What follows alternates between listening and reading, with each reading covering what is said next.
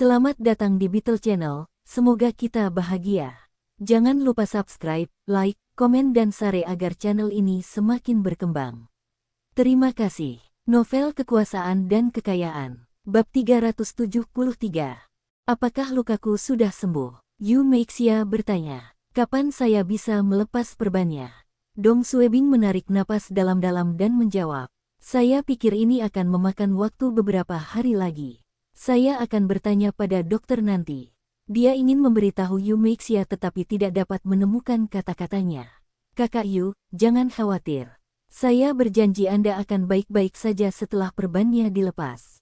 Hentikan imajinasi, kata dokter, kamu akan baik-baik saja. Yu Meixia menyentuh perbannya dan bertanya. Bolehkah aku menghapusnya untuk melihatnya? Tidak, Dong Suebing segera berhenti. Bagaimana jika lukamu terinfeksi, apakah lukaku akan meninggalkan bekas luka? Tidak, istirahatlah yang cukup. Yu Meixia mungkin tidak pintar, tapi dia tidak bodoh. Dia memperhatikan Dong Suebing telah berhenti melepas perbannya. Dong Suebing tidak bisa menghadapinya dan membuat alasan untuk meninggalkan bangsal. Dia berdiri di koridor untuk menenangkan dirinya. Bagaimana aku bisa membayangkan bahwa dia cacat? Bahkan jika saya mengirimnya untuk pencangkokan kulit, peluang untuk memulihkan kemunculannya sangat kecil. Setelah beberapa saat, Dong Suebing menemukan Dr. Yu Meixia. Dokter, luka kakak Yu, tanya Dong Suebing.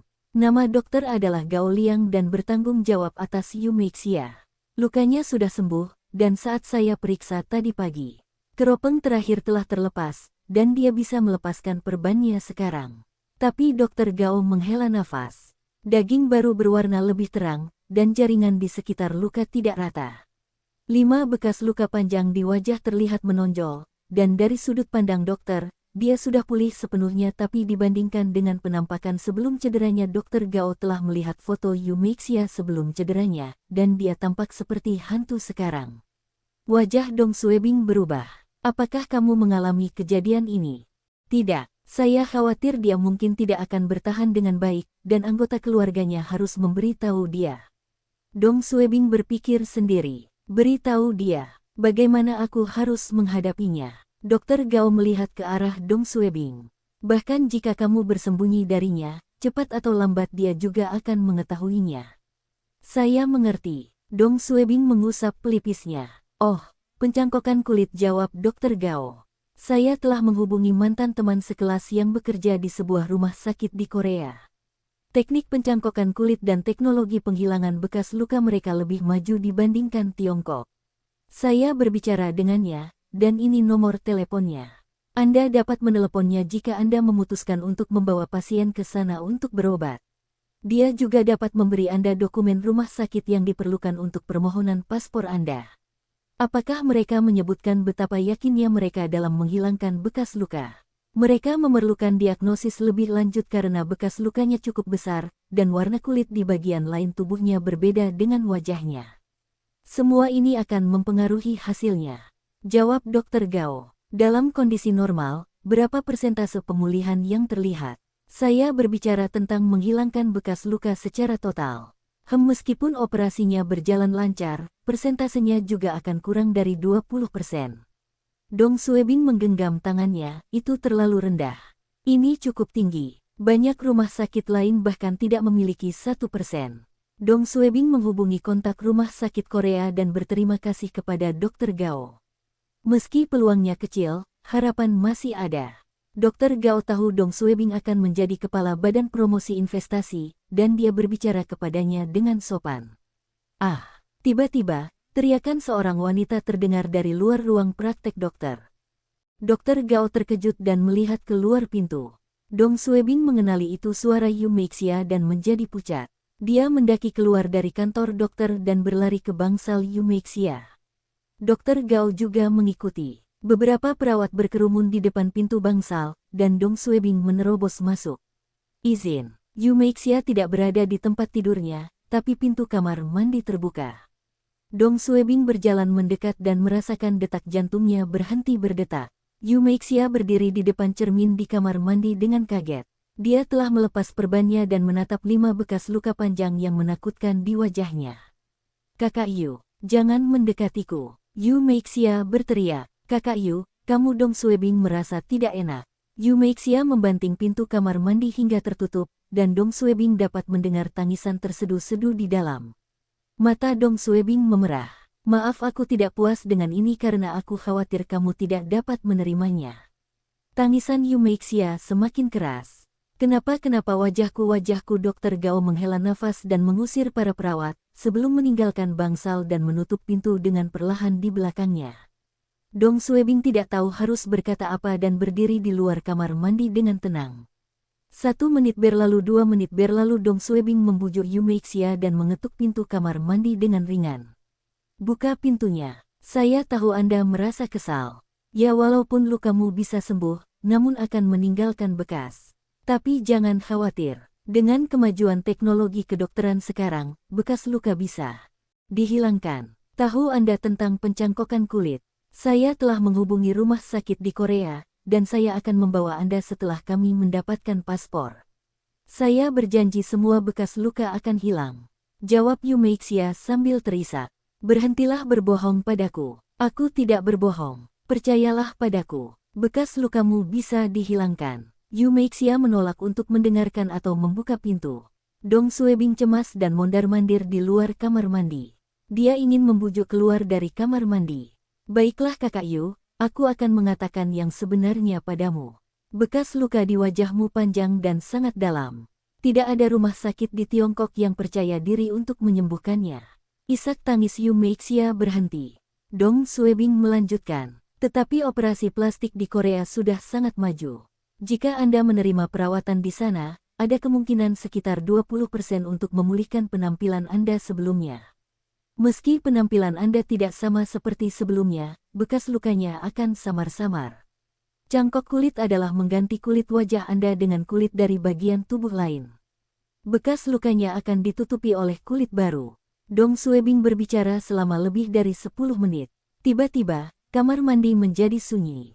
Dong Suebing panik. Dia membuka pintu dan melihat Yu Meixia pingsan di lantai.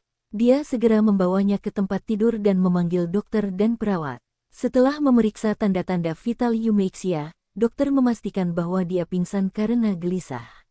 Setelah dokter dan perawat pergi, Dong Suebing duduk di samping Yu Meixia dan mengancam wajahnya dengan lembut. Tidak, saya tidak perlu menunggu lebih lama lagi. Ajukan permohonan paspor. Saya harus membawa Kakak Yu ke Korea secepat mungkin. Dong Suebing memutuskan dan meninggalkan bangsal untuk menelepon teman Dokter Gao di Korea. Dia berbicara kepadanya dan bertanya untuk mengatur operasinya. Setelah itu, dia harus mengajukan paspornya. Hukou Yu Meixia berada di Kabupaten Yantai, dan status Dong Suebing tidak memerlukan rumah sakit Korea untuk mengirimkan dokumen sebelum mereka dapat mengajukan paspor. Paspor Yu Meixia dapat ditugaskan di Kabupaten Yantai. Tetap saja, Hukou Dong Suebing berada di Beijing, dan dia pernah bekerja di keamanan negara sebelumnya. Permohonannya mungkin dibatasi. Suyan mantan pemimpin Dong Suebing ketika dia berada di cabang keamanan negara distrik barat. Dong Suebing menelepon Suyan. Halo, Ketua Su. Aku Xiao Dong. Selamat tahun baru. Haha, sudah hampir 1 tahun sejak kamu menelepon. Kupikir kamu sudah melupakanku. Saya khawatir Anda sibuk dengan pekerjaan dan akan mengganggu Anda. Setelah beberapa saat, Dong Suebing bertanya. Kepala Su, saya punya teman yang pergi ke luar negeri untuk berobat, dan saya harus menemani. Permohonan pasporku. Suyan berhenti sejenak dan bertanya. Kemana kamu pergi? Korea. Oh, kirimi saya laporan dengan verifikasi rumah sakit Korea, dan saya akan meminta anak buah saya menyiapkan paspor Anda. Ini akan siap dalam 2 hari, dan Anda dapat mengambilnya di Beijing karena Anda akan menaiki pesawat di sini. Saya akan meminta anak buah saya untuk memberikan paspor kepada Anda di bandara. Dong Suebing dengan cepat berterima kasih kepada Suyan. Setelah menutup telepon, Dong Suebing menelepon beberapa kali lagi untuk mengatur permohonan paspor Yu Meixia dan memberi tahu biro. Dong Suebing masih berada di bawah Biro Keamanan Umum, dan transmisi barunya hanya akan dilakukan setelah Tahun Baru Imlek. Dia seharusnya menyerahkan pekerjaannya sekarang, tapi operasi Yu Meixia tidak bisa menunggu. Ketika Dong Suebing kembali ke bangsal, Yu Meixia sudah bangun. Dong Suebing berjalan mendekat. Bagaimana perasaanmu? Yu Meixia melihat Dong Suebing, dan air matanya mulai mengalir. Dia segera menutupi wajahnya dan berteriak, "Jangan lihat aku, jangan lihat." Dong Suebing merasakan jantungnya sakit. "Kakak Yu, jangan mendekat." Yu Meixia menangis. "Keluar." Dong Suebing tidak ingin meninggalkannya sendirian dan bertanya, "Apakah kamu haus? Aku akan mengambilkanmu segelas air hangat." Yu Meixia tidak membalas Dong Suebing. Dia menutupi sisi kanan wajahnya dengan satu tangan dan menarik selimut menutupi kepalanya dengan tangan lainnya. Dong Suebing memandangnya tanpa daya dan berkata, "Saya akan berada di luar di koridor. Berteriaklah padaku jika kamu membutuhkan sesuatu." Saat ini, Dokter Gao dan seorang perawat memasuki bangsal untuk memeriksa wajah Yu Meixia. Yu Meixia mengangkat selimut dan membiarkan Dokter Gao memeriksa wajahnya sambil menangis. Dong Suebing mencoba melihat ke arah Yu Meixia ketika Dokter Gao sedang memeriksa wajahnya, tapi dia segera bersembunyi di bawah selimut. Dokter Gao melambai kepada Dong Suebing, dan Dong Suebing hanya bisa meninggalkan bangsal lagi. Dong Suebing tahu Yu Meixia tidak berdandan atau merias wajah, tapi dia tetap peduli dengan penampilannya, dan dia peduli dengan pendapat Dong Suebing tentang dirinya. Siang, Dong Suebing mencoba masuk bangsal lagi. Yu Meixia melihatnya dan segera bersembunyi di bawah selimut lagi. "Kakak Yu, aku bukan alien. Mengapa kamu bersembunyi dariku?" Dong Suebing bercanda dan duduk di sana. Dia memasukkan tangannya ke bawah selimut untuk mencoba memegang tangannya, tapi dia menyentuh sesuatu yang lembut dan bulat. Dia terkejut dan menggerakkan tangannya hingga akhirnya dia bisa menggenggam tangannya. "Saya sudah menghubungi rumah sakit dan sedang mengurus paspor untuk kami berdua. Setelah paspor siap, saya akan memesan tiket penerbangan, dan kita akan berada di Korea lusa. Aku tidak akan pergi. Bagaimana dengan wajahmu?" Yu Meixia tidak menjawab. "Dengarkan aku, oke," kata Dong Suebing. "Anda tidak perlu khawatir tentang biayanya. Li Hong dan Lui Dava telah memberi kompensasi kepada Anda sebesar 120.000 RMB, dan itu sudah cukup. Kami akan menjalani operasi terlebih dahulu, dan saya akan menyelesaikan masalah mereka setelah kami kembali." Setelah jeda yang lama, Yu Meixia berkata, "Peluang pemulihan penuh terlalu rendah. Wajahku tidak akan sembuh." "Siapa bilang wajahmu tidak akan pulih? Menurutku kamu akan memulihkan penampilanmu." Dong Suebing menggenggam tangannya dengan erat. 20% sudah cukup. "Percayalah padaku, semuanya akan baik-baik saja." "Benar-benar." "Ya, saya akan terlihat sama seperti sebelumnya." "Ya, kamu akan sama seperti sebelumnya." Setelah beberapa saat, Yu Meixia menurunkan selimutnya dan menunjukkan wajahnya. Dia melihat ke arah Dong Suebing. "Tapi aku tidak tahu siapapun di Korea aku jika aku pergi sendiri aku." Dong Suebing tertawa. "Aku akan menemanimu ke sana. Serahkan semuanya padaku." Yu Meixia mengangguk dan bertanya, "Bagaimana dengan pekerjaanmu?" "Jangan khawatirkan aku. Saya telah mengajukan izin, dan tugas Anda bersantai dan menunggu pengoperasian. Ini akan meningkatkan peluang pemulihan." Dong Suebing memegangi tangannya. "Jangan terlalu menekan diri sendiri. Aku berjanji kamu akan secantik sebelumnya saat kita kembali. Kamu bahkan mungkin lebih cantik dari sebelumnya." Yu Meixia bertanya, bagaimana jika operasinya tidak berhasil?" "Saya," Dong Suebing menjawab dengan tegas. "Mustahil. Kamu akan baik-baik saja." Yu Meixia terus kembali pertanyaan ini kepada Dong Suebing sampai dia keluar dari rumah sakit pada sore harinya. Dong Suebing juga tidak terlalu percaya diri, karena kemungkinannya 20% sangat rendah, dan dokter di sana belum memeriksa luka Yu Meixia. Tapi Dong Suebing harus tampil percaya diri di depan Sister Yu untuk memberikan harapannya. Kembali ke perkebunan Huamei, suasana hati Yu Meixia menjadi lebih baik karena Dong Suebing. Dia tertidur dengan masker begitu sampai di rumah. Pagi, Terminal 2 Bandara Internasional Ibu Kota Beijing. Memang bukan peak season liburan, tapi bandara masih ramai. Dong Suebing berjalan di depan dengan boarding pass-nya, mencari gerbang 15. Yu Meixia, dengan mantel bulu dan masker wajah putih tebal, mengikuti di belakang dari dekat. Dia sangat tegang dan gelisah. Xiaobing. Yu Meixia menatap Dong Suebing. "Apakah kita benar-benar harus pergi?" Jawab Dong Suebing. "Kenapa kamu masih mengatakan ini? Kita harus pergi." Aku masih belum siap." Yu Meixia bingung. Apa yang salah? Dong Suebing tersenyum. Tidak ada, Yu Meixia menggigit bibirnya. Ayo pergi. Dong Suebing bukanlah saudari Yu, tapi dia bisa memahami apa yang dipikirkannya. Dia ingin melakukan operasi tetapi juga takut operasinya gagal.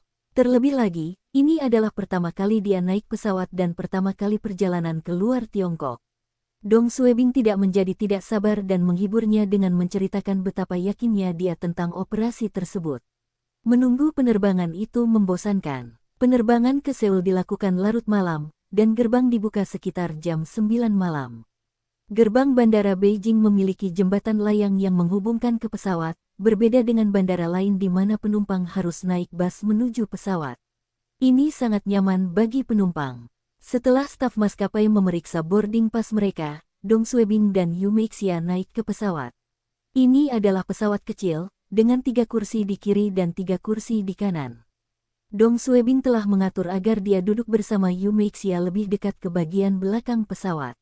Dong Suebing membiarkan Yu Meixia duduk di samping jendela, sebelum memasukkan barang bawaan mereka ke kompartemen atas. Setelah dia duduk di kursi tengah, dia mengeluarkan sebungkus kartu poker untuk dimainkan dengan Yu Meixia. Tak lama kemudian, semua penumpang naik. Seorang pria berkacamata duduk di samping Dong Suebing. Dia seharusnya orang Korea karena dia berbicara dalam bahasa asing dengan 3 pria di depannya.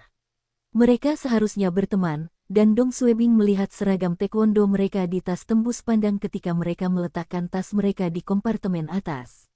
Pria berusia 40-an memiliki sabuk hitam, dan pria berusia 30-an memiliki sabuk merah. Mereka seharusnya berasal dari beberapa sasana taekwondo di Korea. Dong Suebing awalnya tidak mempermasalahkannya dan terus bermain kartu dengan Sister Yu. Bersambung, terima kasih telah menyaksikan dan mendukung channel ini.